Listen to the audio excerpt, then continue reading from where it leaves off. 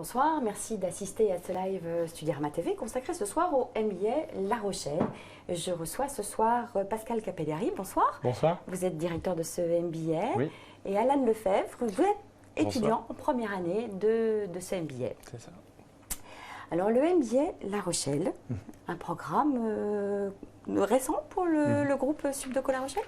Alors, pas tant que ça. En fait, nos premières spécialisations ont été lancées il y a 17 ans avec le développement durable. On a été les premiers à lancer des formations en management de l'environnement à l'époque. Et donc, aujourd'hui, le MBA La Rochelle, c'est un MBA spécialisé. Ce sont des MBA spécialisés, finalement, avec 8 spécialisations maintenant. On a un peu étoffé notre champ d'action. Et on va en parler entre le développement durable, le luxe, le marketing du luxe, l'audit, conseil, que fait actuellement Alan, le sport, l'hospitality management, banque assurance, et puis enfin, j'en oublie peut-être un. Oui, c'est International Business Strategy, stratégie internationale et achat. Voilà ce que ça regroupe aujourd'hui. Ni plus ni moins des spécialités en phase avec le monde professionnel et, Oui. et très en vogue. Très en vogue et surtout, il y a 17 ans, le développement durable n'était pas très en vogue. C'est surtout des domaines dans lesquels nous avons choisi d'aller profondément et non pas, on aurait pu choisir aussi d'ouvrir 50 spécialisations. On a décidé de rester sur les spécialisations sur lesquelles il y avait de l'emploi et sur lesquelles nous étions très performants. Alan, vous avez un parcours un petit peu atypique. Oui, et qui démontre que finalement tout le monde a une chance de rentrer dans un MBA. Quel est votre parcours? Racontez-nous tout. Alors effectivement, j'ai fait un baccalauréat professionnel, donc ce qui est assez atypique pour terminer en MBA. Et par la suite de ce baccalauréat professionnel, j'ai réalisé un DCG, donc première licence d'expertise comptable. Donc comme je m'en suis très bien sorti dans cette filière et que ça m'a plu, j'ai souhaité continuer sur un MBA et me spécialiser notamment en audit.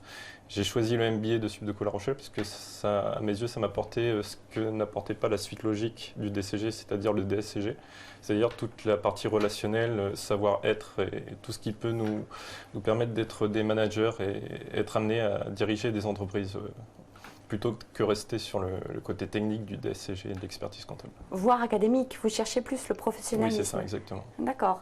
Et l'audit, c'est une voie, c'est votre voie, mais c'est vrai qu'à la filière expert comptable, on y va, pardon, excusez-moi. Mais pourquoi l'audit? En baccalauréat professionnel, déjà, j'avais pu toucher à la comptabilité et tout ce qui entourait la comptabilité, la gestion. Après, en DCG, on voit du contrôle de gestion, toujours de la comptabilité approfondie, des normes IAS, IFRS. Donc le MBA audit, conseil et contrôle, il ne faut pas oublier conseil et contrôle, c'est vraiment la suite logique qui m'apparaissait avec le DCG, en ayant en plus la vision stratégique du manager qu'apporte le MBA. Avant de revenir plus à même sur le contenu de la formation, dites-nous comment vous avez cherché votre formation, comment vous avez trouvé ce MBA et pourquoi l'avoir intégré?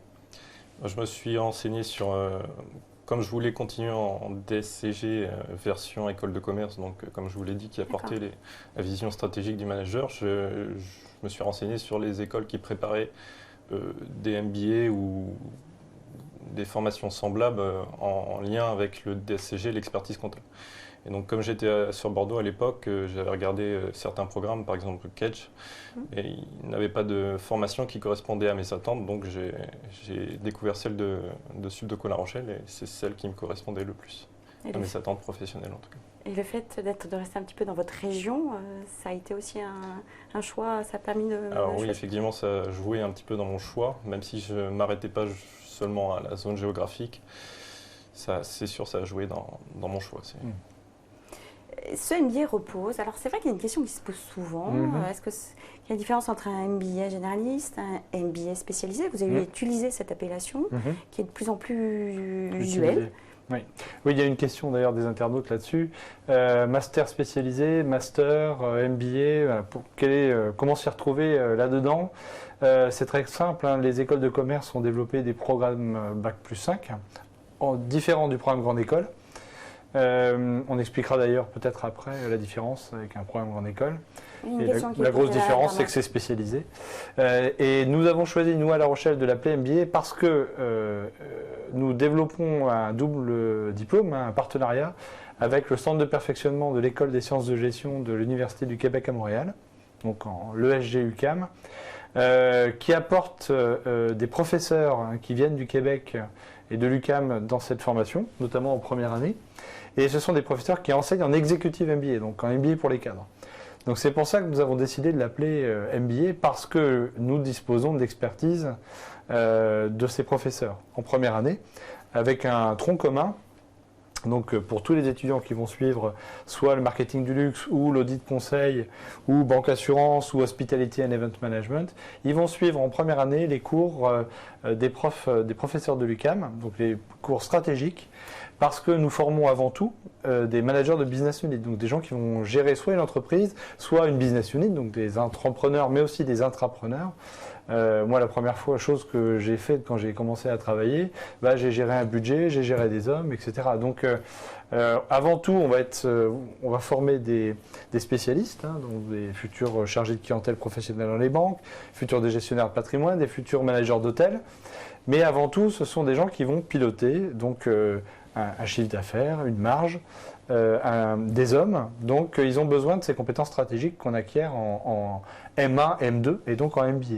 Et c'est grâce à ces profs de l'UQAM. Donc peut-être que tu peux parler un peu. En clair, il y a un socle de formation business unit. En fait, tout le monde est logé à la même enseigne et après, il y a une coloration sectorielle. Voilà, une coloration sectorielle qui arrive très rapidement dès le semestre 2 de la première année. D'accord. Avec des cours de pré-spécialisation. Et ensuite, on attaque un an de spécialisation pure en deuxième année, 450 heures de spécialisation. Donc on va dire que la formation est originale parce que ces professeurs enseignent différemment, il y a une vraie rupture pédagogique et on met l'accent, et vous l'avez dit Alan, sur les soft skills, donc tout le savoir-être qui est nécessaire pour ne pas être uniquement un expert comptable ou uniquement un chargé de clientèle professionnel ou uniquement un acheteur, parce qu'on a une formation achat en alternance également qui marche très bien, mais des gens qui vont s'intégrer à des comités de direction. Donc c'est vraiment l'optique école de commerce spécialisée. C'est pour ça c'est la différence entre un master spécialisé. Voilà, je pense avoir répondu peut-être à l'internaute. Vous avez répondu à Théo qui vous demandait quelle est la différence entre un MBA généraliste et un MBA spécialisé. Mais c'est vrai qu'il existe l'appellation master spécialisé, mais qui est un tout autre label. Voilà. Nous, c'est un MBA spécialisé. Ce sont des MBA spécialisés sous une marque qui s'appelle MBA La Rochelle, pour que ce soit clairement identifié, mais ce sont bien des spécialisations. Donc Alan a choisi Audit.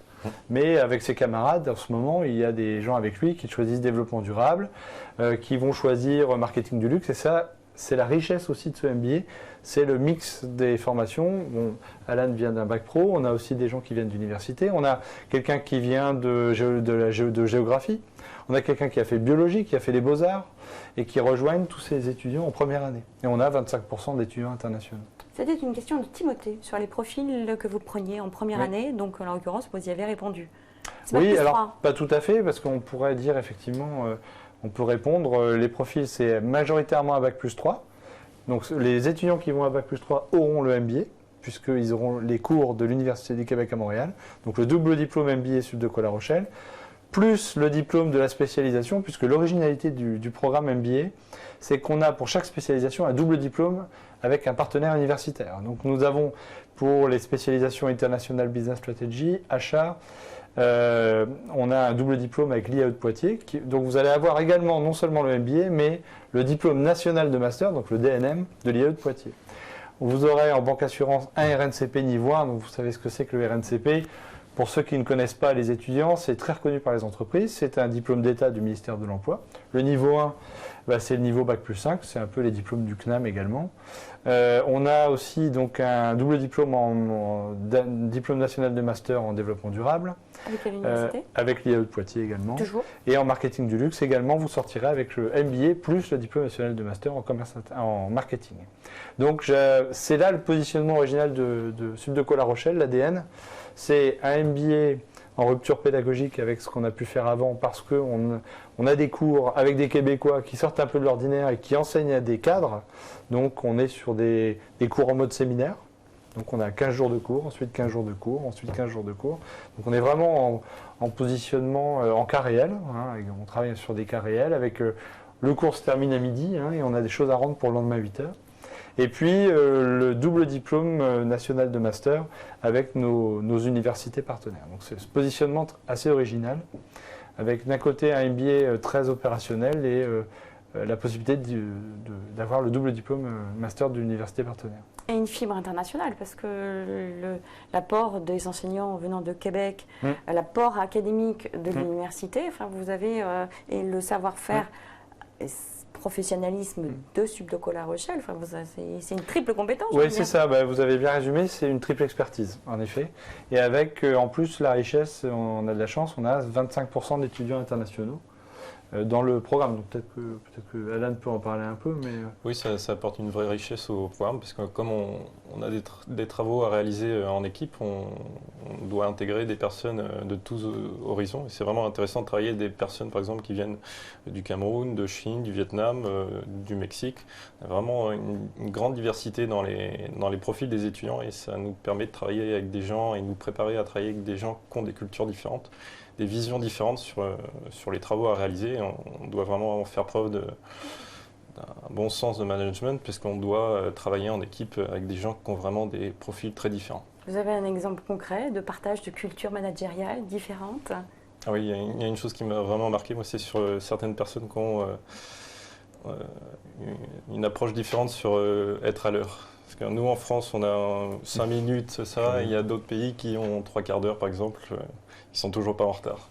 Et, il suffit de communiquer avec les personnes quand ça pose problème. Et puis, si on sait faire preuve de management, ça fonctionne très bien après. Alors, on a un dispositif original pour ça, c'est qu'ils sont en équipe de 5 à peu près, 5 étudiants multiculturels. Et ils sont en équipe sur les 5 cours vraiment de l'Université du Québec à Montréal, qui sont les cours fondateurs stratégiques en MBA 1. Et sur ces 5 cours, ils vont choisir une entreprise comme des consultants et ils vont la décliner d'un point de vue financier, marketing, management de projet, marketing multicanal, management stratégique. Et ils vont vite se rendre compte que les préconisations qu'ils avaient pu faire au niveau marketing ne vont pas rentrer dans les aspects financiers. Et c'est ce travail en équipe en fait transversal sur les 5, avec toujours la même équipe, sur les 5 cours, où il y a 15 jours, un cours c'est à peu près 15 jours de cours, 15 jours en mode séminaire, donc les profs viennent 15 jours. Donc ils sont en immersion complète avec le professeur, donc l'équipe peut interagir avec le prof quand il a besoin de quelque chose. Et effectivement, c'est intéressant de voir l'évolution de l'équipe sur les 15 jours, sur les 5 grands cours. Quand on est niveau parcours, c'est-à-dire une discipline? Une discipline, marketing par exemple? Oui, alors gestion de projet, marketing expérientiel, marketing multicanal, gestion financière stratégique, ça, voilà, ce sont tous nos gros cours stratégiques pilotés par l'Université du Québec à Montréal. Okay. Et c'est sur ces cours où ils sont en équipe. Donc les cours ont lieu tous les matins ou tous les après-midi. Donc il y a très peu d'heures de cours dans la semaine, il y a 20 à 25 heures de cours. Par contre, il y a énormément de travail en équipe. Donc c'est ce que disait Alan, c'est assez rigolo de les voir travailler ensemble et on voit que le leadership se développe avec tous ces échanges en fait. Et au-delà de la compétence de dire il faut faire un plan marketing pour cette entreprise, au-delà des recommandations qu'ils peuvent faire, au-delà des présentations qu'ils font en cours équipe par équipe à la fin de chaque cours, ce qui est le plus intéressant, c'est de les coacher pour qu'ils puissent travailler ensemble. Et donc on a mis un coach, on appelle ce dispositif Coach Inside, un coach qui va, c'est pas le prof de marketing, il est en cours de marketing, il est en cours de finance ce coach, et il accompagne le groupe sur les étudiants, et il débriefe avec eux, enfin, vous avez expérimenté ça, ouais, là peut-être exactement ça. Un petit peu. Et qui est-il? Il vient du Sérail, il vient du monde de l'entreprise, Oui, c'était une personne qui venait du monde de l'entreprise, et ça nous a permis d'avoir un suivi sur tout le long de la première année de MBA, puisqu'on a des cours par tranche de 15 jours.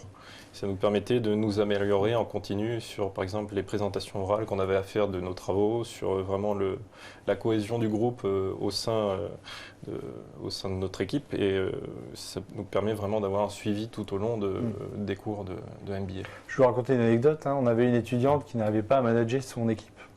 Alors c'était une étudiante française, très rigoureuse, très bonne à l'école, et puis les garçons en général sont un peu plus, on le sait, un peu dissipés. Et puis voilà, ce coach a réussi à travailler avec eux, avec ce groupe, pour que le groupe fonctionne. Parce que le gros problème, ce n'est pas leurs compétences, c'est de se mettre tous ensemble, s'affecter les tâches, se valoriser, enfin valoriser l'autre, lui donner confiance, parce qu'un Chinois ne va pas parler forcément spontanément, parce qu'un Français va plutôt parler spontanément, mais pas aller dans la même direction que le Mexicain. Donc c'est assez riche, ce dispositif, qui est typique d'un MBA, mais qu'on offre à des juniors, entre guillemets, à des étudiants. Voilà. Et c'est vrai que le prof de MBA, c'est de travailler, le prof s'installe, on discute, c'est des échanges, des débats. Et donc vous avez instauré cet enseignement au sein de ces MBA. Ça ne vous change pas trop de ce DCG, de ces enseignements qui sont très académiques, des salles de cours, des horaires, ça vous... Alors effectivement, oui, ça a été vraiment une rupture pédagogique avec ce que j'avais fait avant. C'est justement ce que j'ai cherché avec le MBA, c'était d'avoir vraiment quelque chose de différent que l'aspect j'absorbe des outils très techniques durant 3 ans. Maintenant, j'applique et j'essaie de trouver des solutions avec des personnes d'horizons différents. Et ça, à mon avis, on n'apprend pas ça forcément dans des livres, mais en le pratiquant tous les jours. Et au sein du MBA, on a cette occasion et cette chance d'avoir pu appliquer avec des personnes qui viennent vraiment d'horizons très très variés. Alors, sur les horizons très variés, justement, on a des étudiants internationaux, il y en a à peu près 25% dans le programme, et qui n'ont pas forcément le même âge que nos étudiants français, qui ont parfois une entreprise. On a un Mauritanien là, qui a 35 ans, qui a une entreprise de transport en Mauritanie, qui vient faire un MBA chez nous en 2 ans, qui a laissé sa famille là-bas. On a un Mexicain qui est pareil, qui est chef d'entreprise. Et puis on a en 2e année, c'est important de le préciser aussi, on peut intégrer chez nous notre programme en 2e année, notamment par exemple en développement durable. On a des étudiants qui ont à la fois 23 ans, 24 ans, qui poursuivent leur cursus en alternance en développement durable, après des écoles d'ingénieurs par exemple. Et puis on a par exemple l'ancien responsable de la logistique de Médecins sans frontières qui a 45 ans, qui veut redonner du sens à son parcours et qui fait la dernière année stratégie de développement durable. Donc il va valider le 3e cycle de La Rochelle en faisant uniquement la 2e année et le diplôme national de master de l'IAE de Poitiers. Donc c'est cette richesse en fait, de cette mixité à la fois internationale et aussi à la fois de gens qui ont bourlingué, qui ont travaillé 10 ans, 15 ans et qui viennent avec les jeunes. Donc c'est assez intéressant. Mais c'est inédit, hein, ce partage générationnel. D'avoir autant de tranches d'âge? Je ne sais pas si c'est inédit, mais c'est une tendance effectivement qui actuellement... Alors il y a eu en 2008 une vague aussi, suite à la crise financière, une vague de réorientation. Donc de gens qui se disaient, moi je veux donner du sens, etc. Booster ma carrière. Voilà, et puis ça revient là. Donc notamment en développement durable, ça marche plutôt bien. En achat aussi, on a pas mal de profils qui ont entre 3 et 10 ans d'expérience, qui ont un bac plus 2 ou bac plus 3 et qui disent moi je veux augmenter ma carrière, si on peut dire. Et mon employabilité peut-être. Augmenter son employabilité, changer de boîte, ou même parfois les entreprises accompagnent l'étudiant. Et notamment l'alternance, c'est quand même bien pour cela parce que ça permet 1 semaine, 3 semaines, 1 semaine à l'école, 3 semaines en entreprise. Ça, c'est quand même important de le préciser. Important, toutes les spécialités sont proposées en alternance? Alors, il y a les spécialités en alternance sont les spécialités où les entreprises sont habituées à faire de l'alternance dans ces secteurs. Tout le monde ne le fait pas. En marketing du luxe, ce serait mentir de faire une formation en alternance. Les entreprises en marketing du luxe veulent des étudiants pendant 6 mois en stage pour préparer la Fashion Week de janvier à juin.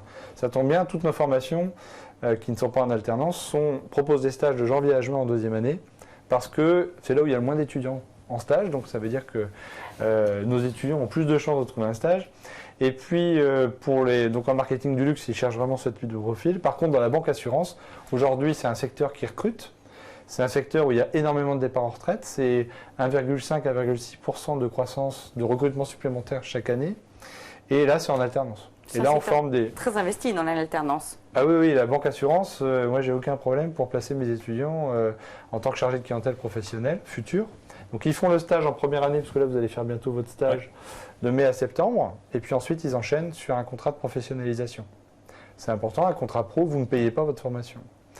En luxe, il n'y a pas ce problème-là, puisque nos étudiants, quand ils sont en stage en marketing du luxe, en 2e année, là, tous mes étudiants et étudiantes, il n'y a pas que des filles dans le luxe, il y a aussi des garçons, sont payés en stage à peu près 1 000 1 200 € par mois. Donc c'est des secteurs où il est difficile effectivement de se faire une place, mais dès qu'on a un stage, il est bien payé.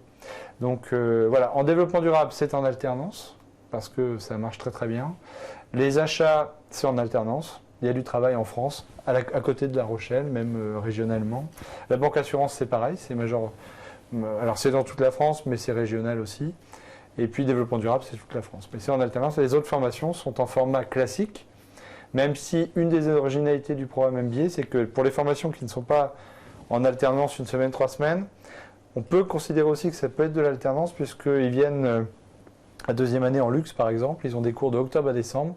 Ils vont en stage de janvier à juin et ils reviennent en juin-juillet.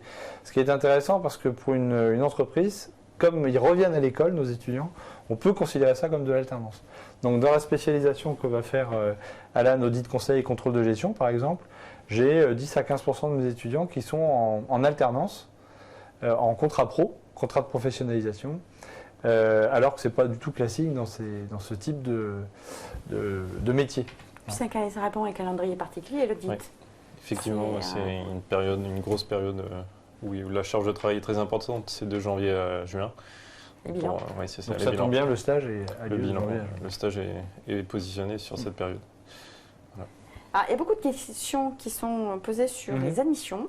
Il y en a une d'Antoine qui n'est pas dénuée d'intérêt. Je suis en dernière année de bachelor. Et il souhaite poursuivre ses études en master. Alors justement, il pose la question, et une question qu'on a soulevée tout à l'heure, sur le choix de ce MBA ou du programme grande école. Il est vrai qu'il y a des programmes grande école qui, par exemple, comme vous, proposent des équivalences avec le DSCG.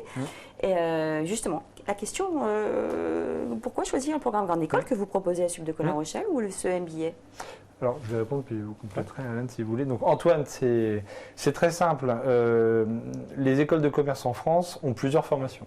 Nous, en tant que groupe, c'est clair, un groupe, il y a plusieurs business units, plusieurs formations. Donc, on a le programme Grande École, qui est le programme par lequel a commencé la Sup de La Rochelle il y a 27 ans. Ce programme Grande École, c'est un programme Grande École classique, c'est-à-dire que moi, j'ai fait un programme Grande École, il y a un petit peu de temps de ça, parce que je ne savais pas ce que je voulais faire. Je savais ce que je ne voulais pas faire, mais je ne savais pas encore ce que je voulais faire. Donc, est-ce que je veux faire du marketing, de la finance? J'en sais rien. Si vous n'avez pas de projet bien défini, le programme Grande École vous accompagne dans ce projet, dans votre futur projet. Parce que vous avez plein de pistes, vous voulez affiner votre projet. Le programme Grande École met tous les moyens pour ça. Et c'est vraiment fait pour ça.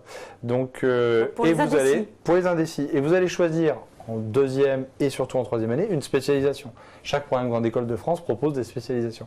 Mais c'est une spécialisation sur 100 heures. Si vous faites un MBA spécialisé, c'est très clair. Vous êtes acheteur. Alan est arrivé en disant « Moi, je serai auditeur, contrôleur de gestion. » C'est fixé. Vous voulez être acheteur, c'est fixé. Vous allez avoir un MBA spécialisé. Parce que là, ce n'est pas 100 heures que vous aurez. C'est 450 heures, plus les cours de première année en spécialisation. Ça fait à peu près un programme spécialisé de 550 heures. D'accord? Donc, c'est plus facile pour l'insertion pro.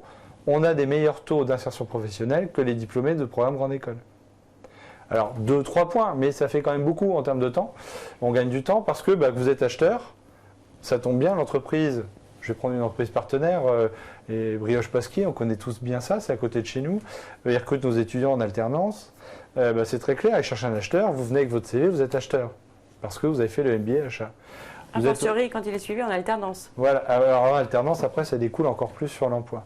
Mais en audit conseil, par exemple, 60% de nos étudiants sont recrutés avant même la sortie. Pourquoi? Parce qu'ils sont auditeurs conseil, point. Ils ont fait 550 heures.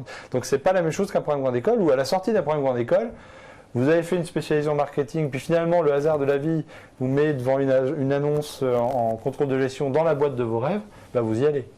Parce que, par définition, un diplômé de programme Grande École, il est une polyvalence. Donc nous, on travaille plutôt la spécialisation.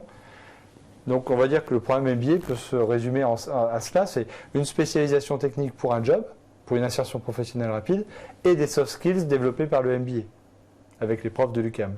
Et c'est comme ça que vous allez avoir un job à la place d'un autre étudiant qui a peut-être fait un master spécialisé, mais très technique, comme vous disiez Alan, et alors que nous, on met l'accent sur à la fois la spécialisation technique. Je suis acheteur, je suis auditeur, je suis expert en développement durable, mais j'ai aussi les compétences que j'ai développées parce que c'est un MBA avec les profs de l'Université du Québec à Montréal, avec le dispositif d'accompagnement qu'on a mis en place pour développer les soft skills, c'est-à-dire l'écoute, l'empathie, le leadership, qu'on ne développe pas a priori dans des master audits. Alors, Simon vous demande si ça donne des équivalences alors, avec le DSCG. Alors, les équivalences DSCG, c'est uniquement pour les étudiants qui feront le programme grande école chez nous et le double diplôme MBA, parce que ça, c'est possible aussi. On peut tout à fait intégrer le programme grande école et éventuellement se dire je veux faire audit conseil. Et dans ce cas-là, uniquement dans ce cas-là, il aura, je crois, c'est trois unités d'enseignement dispensées pour le concours d'expert comptable. Ouais. Voilà. Donc, uniquement dans ce cas-là, parce que c'est un dispositif du gouvernement, expert comptable. Donc, en revanche, Alan, vous allez faire expert comptable suite à ce programme. Projets, oui. Donc, comment vous allez faire en fait, je vais passer les équivalences en candidat libre, puisqu'en MBA audit, SP audit, on est préparé de toute manière à certaines des matières du DSCG. D'accord, les UV là. Voilà, c'est ça. Il y en a 7. On peut en avoir 5 maximum en équivalence. Donc là, comme je ne suis pas en programme grande école, je ne pourrais pas avoir les équivalences, mais comme je serai préparé durant cette spécialisation, je vais les passer en candidat libre de toute manière. Je vais me préparer de toute manière à passer ces UV en candidat libre. Donc, dans la perspective d'aller vers le DEC ou éventuellement le commissariat aux comptes ? Voilà, le DEC ou le commissariat aux comptes, mais d'avoir au moins le DSCG en plus du MBA, je pense que c'est une très grande valeur ajoutée. Donc il y a une vie après le MBA audit, on peut aller encore plus loin. Bien sûr. Bien sûr, on a les docteurs aussi qui poursuivent leurs études après pour faire un doctorat. Oui, tout à fait. C'est possible, évidemment. Paul vous demande, puisqu'on parlait de double diplôme tout à l'heure, il y avait l'IAE de Poitiers, mais Paul vous demande si c'est un double diplôme avec l'Université de Montréal. Alors c'est un double certification. Donc sur le diplôme MBA La Rochelle, vous aurez à la fois la signature du président de la Chambre de commerce de La Rochelle, puisque on dépend de la Chambre de commerce de La Rochelle, et l'université et le président on peut l'appeler président, c'est le président de l'Université du Québec à Montréal, plus spécifiquement de l'École des sciences de gestion, puisque on est sur les domaines de gestion. Donc oui, c'est un double certificat, une double validation avec nos amis québécois, absolument. C'est ça aussi qui vous a tenté ? Ça a été un aspect qui m'a attiré, effectivement, parce que ça me permettait d'avoir un aspect international dans mon diplôme qui n'y avait pas du tout, par exemple, avec le DSCG qui est vraiment comptable français en France. Et le MBA qui me permet d'ouvrir, si jamais dans mon travail je suis amené à aller à l'international, je sais qu'avec le MBA, ça m'ouvrira plus de portes qu'avec un simple DSCG. Alors sur les débouchés, il y a beaucoup de questions sur les débouchés qui arrivent. Sacha demandait quels étaient les débouchés et les recrutements actuels sur les spécialités. Bref, quelle est la spécialité qui tire son épingle de jeu aujourd'hui ? Est-ce qu'il y en a ? Est-ce que ça alterne ? Est-ce que c'est linéaire ? Alors c'est très intéressant. Alors on a effectivement, on n'ouvre pas des spécialisations tous les ans. On cultive nos spécialisations et mon challenge à moi en tant que patron de ce MBA, c'est de développer les relations entreprises aussi. Donc on a des clients fidèles d'entreprises qui viennent recruter nos étudiants. Donc banque assurance, je l'ai dit tout à l'heure, mais là ça recrute. On recrute dans la banque de détail, on recrute aussi dans les fonctions support, dans les sièges.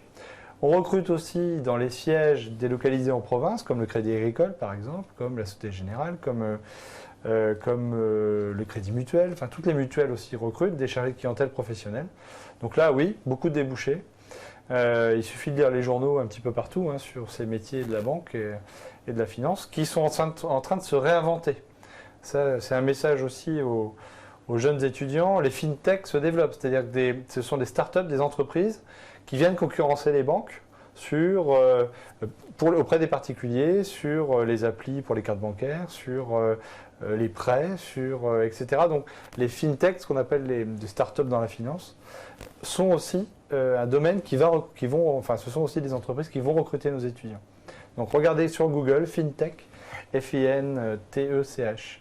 Ensuite, le développement durable, c'est des métiers très intéressants. Aujourd'hui, on a lancé la première spécialisation en management de l'environnement. On était le premier master environnement il y a 17 ans. Et on ne savait pas du tout. On avait l'intention de former des diplômés avec des valeurs, pour aider les entreprises. Et puis on se disait, mais les métiers de demain, ça va beaucoup bouger. Effectivement, ça bouge. Aujourd'hui, on a des diplômés, on a à peu près 1000 diplômés en MBA. Donc ça, c'est important pour nos étudiants aussi et les futurs étudiants. Ils vont pouvoir s'appuyer sur ce réseau. Donc, en développement durable, on a quelqu'un qui travaille à la Société Générale, qui est responsable de tout ce qui est CSR, donc Corporate Social Responsibility, qui travaille à Londres. On a un jeune diplômé. Derrière le vocat, pardonnez-moi de vous couper, oui. mais derrière le vocat de développement durable, il y a RSE. Oui, il y a les RSE, puis ça, on va travailler dans tous les secteurs. Là, j'ai cité quelqu'un qui travaille dans la banque. Je peux citer aussi quelqu'un qui travaille pour des communautés d'agglomération, pour des collectivités locales, qui a été embauché par une entreprise de consulting en développement durable. Ensuite, on peut travailler aussi, on a une étudiante qui est à la Poste, qui s'occupe des immobilisations de la Poste, donc tout ce qui est lié à l'environnement. On a aussi des gens qui travaillent dans l'éolien, dans l'hydrolien, bref. Le développement durable recrute aussi. Et c'est des métiers qui sont en plein développement. Ensuite, le marketing du luxe. Alors soyons très clairs en marketing du luxe. Évidemment, on ne va pas aller former des étudiants qui vont tous travailler chez Cartier, Vuitton, etc. Ce n'est pas ce qui nous intéresse forcément, même si on a beaucoup de nos stagiaires. Là, on a des stagiaires chez Van Cleef & Arpels, chez Chopard. Mais on a aussi des étudiants qui sont en stage dans des sous-traitants de ces entreprises, qui marchent très bien. Donc des sous-traitants qui sont moins connus, moins prestigieux, entre guillemets, mais qui travaillent pour ces marques. On a par exemple une entreprise de tonnellerie, puisqu'on est dans le triangle d'or, nous, entre Bordeaux, La Rochelle et Paris, sur tout ce qui est cognac, vin, quand même, on a une expertise. Il y a une entreprise de tonnellerie dont le nom ne dira rien à personne, et qui a une entreprise en Australie, qui a un siège en Californie, etc. Donc, on forme aussi des étudiants qui vont travailler avec des startups de luxe, avec des entreprises innovantes dans le luxe, et pas forcément uniquement. On n'est pas là pour faire rêver les étudiants. On veut les former aussi à travailler chez Nike pour positionner la marque. Le marketing du luxe, c'est surtout, on l'a appelé premium parce qu'on sait aussi que les marques aujourd'hui ont besoin de se positionner, voilà, et de se premiumiser ou d'être low cost. En tout cas, il faut choisir. Voilà. Du luxe à la gastronomie, à l'hôtellerie de luxe. Oui. Le groupe Subdeco La Rochelle a développé une expertise dans le domaine du tourisme. Absolument. Avec son école de tourisme. Vous avez justement un billet dans ce domaine. Et pour répondre, j'ajoute une question de Célia, justement dans le secteur du luxe. Combien d'étudiants s'insèrent vraiment? Mais vous avez répondu partiellement. Et puis justement sur l'événementiel, l'hospitality management. Voilà. Alors on a voulu effectivement, donc on a une expérience de 10 ans maintenant à La Rochelle. On a une école de tourisme depuis 10 ans avec 600 étudiants environ. Et le MBA Hospitality and Event, plus précisément, s'adresse à des étudiants qui ont fait un Bac+3 LEA par exemple, passionnés par les langues, passionnés par le tourisme. On a des étudiants qui viennent vraiment de tous les univers. Ça peut être un bachelor d'école de commerce, ça peut être interprète, ça peut être des Bac+3 ou des Bac+4, mais en général, on a un plus gros volume en Bac+3. Et des gens passionnés par l'international qui veulent faire une carrière dans l'hospitality and event. Donc sur des programmes tout en anglais en deuxième année, sachant qu'en première année, on a le choix parcours francophone ou anglophone. Et on forme en fait des étudiants qui vont être des patrons d'hôtels ou patrons de centres de loisirs, enfin pas de centres de loisirs, mais de resorts, pardon, donc de grandes structures qui vont accueillir à la fois des touristes, mais aussi beaucoup de business d'affaires et beaucoup de séminaires d'événementiel d'affaires, puisqu'on sait que dans le tourisme, c'est essentiellement, les hôtels vivent tout ce qui est séminaire et d'événementiel. Donc on forme ces futurs patrons. Donc effectivement, c'est des métiers passionnants. Donc on a un MBA Hospitality and Event et on a aussi ouvert un MBA International Sport Management avec l'aide et l'appui d'un spécialiste canadien de la question, André Richelieu.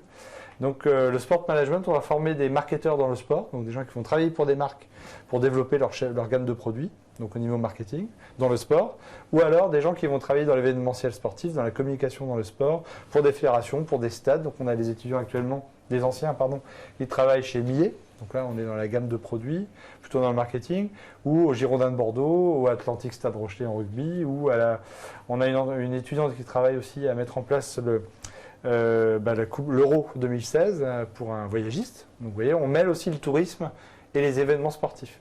Donc je suis persuadé que l'hospitality and event, pour avoir échangé avec beaucoup de professionnels, dans l'hospitality, on a besoin de patrons. Donc le MBA forme des directeurs de business unit, donc des directeurs d'hôtel. Et dans le sport management, des gens qui vont accompagner la communication de grands groupes. Parce qu'aujourd'hui, c'est le sportainment qui recrute. on va recruter des diplômés qui vont savoir vendre le sport, vendre la marque auprès des jeunes et aussi vendre des grands événements sportifs qui rassemblent beaucoup de monde dans les médias. Voilà. Alan, beaucoup de questions sont posées sur les aspects pratiques. Alors justement sur la vie, peut-on concilier une vie familiale avec un MBA? Beaucoup de questions qui viennent de Jessica, de Romane. Donc les filles sont trouvent très important de savoir. Et Simon vous demande si les horaires ne sont pas trop chargés et si encore une fois on peut concilier cette vie de projet que vous conduisez avec peu de cours certes, mais beaucoup de projets. Est-ce que c'est conciliable? Alors, c'est vrai que la première année de MBA, en tout cas pour l'instant, jusqu'à aujourd'hui, ça a été vraiment très intense. Après, il n'y a pas énormément d'heures de cours, c'est surtout les travaux qui rendent pour le lendemain qui nous demandent beaucoup de travail personnel en équipe, de travail hors des horaires de cours, mais qui demandent souvent une préparation qui est assez importante et assez intense. Et si on veut faire en fait, ça dépend beaucoup de nous-mêmes et ce qu'on veut remettre comme travail le lendemain, mais c'est vrai que ça doit être un défi de gérer MBA plus vie personnelle, familiale par exemple. Mais certaines personnes dans notre cursus ont une vie familiale avec des enfants et ils s'en sortent très bien. Alors, c'est possible. Oui, voilà. Alors il y a deux cas. Je vais m'adresser d'abord au bac+3 et après peut-être au bac+4. Et aux gens qui travaillent et qui veulent faire une reprise d'études en alternance par exemple. Pour ceux qui ont bac+3, donc des étudiants qui arrivent, le programme est effectivement, vous l'avez dit Alan, très exigeant. On est à MBA, donc on attend, et nos recruteurs attendront d'un diplômé MBA qu'ils aient ces compétences-là, c'est-à-dire de savoir travailler de manière efficace en équipe multiculturelle, donc ça demande effectivement pas mal d'énergie. Néanmoins, effectivement, par rapport à un programme classique de bachelor ou de licence, on n'a pas un cours de finance par-ci, un cours de marketing par-là. Le planning est extrêmement clair. On a des cours soit tous les matins, soit tous les après-midi. Et puis le reste du temps est libre pour travailler ensemble. Donc il y a aussi des étudiants qui ont un job étudiant à côté. Donc ça permet aussi de financer sa formation. Et puis le deuxième cas, c'est le bac+4 ou la personne qui a travaillé et qui souhaite reprendre ses études. Eh bien, l'alternance, 1 semaine, 3 semaines, 1 semaine à l'école, 3 semaines en entreprise, permet de concilier effectivement famille, travail, mais comme tout projet, ça doit être un projet mûri familialement. Là, j'ai un étudiant de 45 ans qui a 3 enfants dans le Périgord. Il est en alternance 1 semaine, 3 semaines. Donc c'est vrai que c'est une organisation. J'ai une dame de 45 ans qui gérait des jets privés en Angleterre, qui est venue faire une formation achat. Elle est en train de finir son mémoire parce que elle a choisi de se prendre du temps. Donc elle est plutôt sur 2 années. Elle va finir son mémoire là au mois de juin. Elle avait intégré l'école il y a 1 an et demi. Et elle a choisi de se donner du temps parce que professionnellement, elle était engagée à fond dans sa nouvelle entreprise, sa nouvelle carrière. Et puis il y a les enfants. Donc on est aussi à son rythme, mais on s'adapte aussi aux gens qui ont travaillé depuis 3 ans et qui veulent reprendre des études. Donc il y a vraiment 2 cas différents. Il y a les étudiants qui sont là que pour ça, et puis ceux qui ont un job et qui font de l'alternance. Voilà. Donc il y a le temps court, on va quand même aborder très rapidement l'aspect de la sélection, d'autant qu'il y a une question qui vous est posée sur justement, est-ce que c'est insurmontable de passer le stade de la sélection et quelle est-elle? Alors c'est pas insurmontable, ce que à mon avis l'école essaye de faire, c'est de trouver ce qui peut être intéressant dans l'élève, ce qui peut apporter notamment au programme. Et c'est pour ça notamment qu'on a des programmes qui sont très variés en termes d'élèves et d'étudiants. On ne cherche pas quelqu'un qui sait très bien et très fort en comptabilité ou etc., ce qui aurait pu être mon cas, mais à mon avis on cherche dans chaque étudiant ce qu'il peut apporter au programme en tant que tel, et on cherche des étudiants qui ont un objectif clair et précis et qui ont envie de travailler en équipe et qui ont envie de travailler au sein du MBA.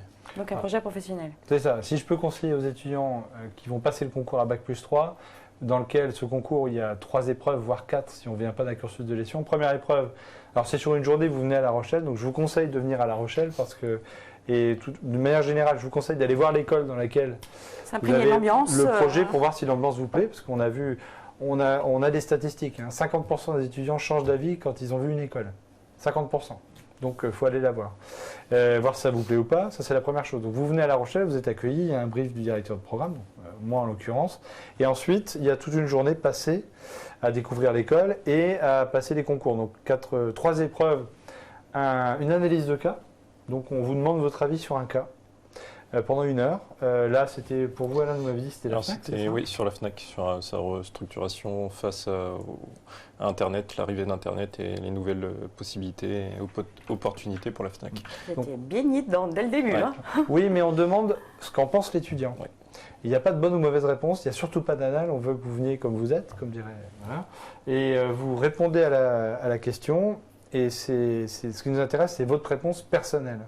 Il n'y a pas de réponse toute faite. Première chose, donc ça dure 1 heure à peu près. Et ensuite, il y a un entretien de motivation qui est très important avec 3 points à travailler, c'est qui vous êtes. Donc ce qui nous intéresse aussi, c'est qui vous êtes, alors bien sûr académiquement, mais aussi qui vous êtes personnellement. Pourquoi vous voulez intégrer le programme et qu'est-ce que vous voulez faire plus tard. Et j'insiste, ayez un projet professionnel. Si vous voulez travailler dans le luxe, ne dites pas je veux travailler dans le luxe mais je ne sais pas trop où. Dites pour l'instant, je ne sais pas exactement quelle marque, mais je voudrais travailler à l'international par exemple. Voilà, il faut quand même venir avec un projet. Ça, c'est extrêmement important. Quel qu'il soit, à la limite. Hein. Après, il peut évoluer. Et puis, en fait, 3e épreuve, c'est l'oral d'anglais.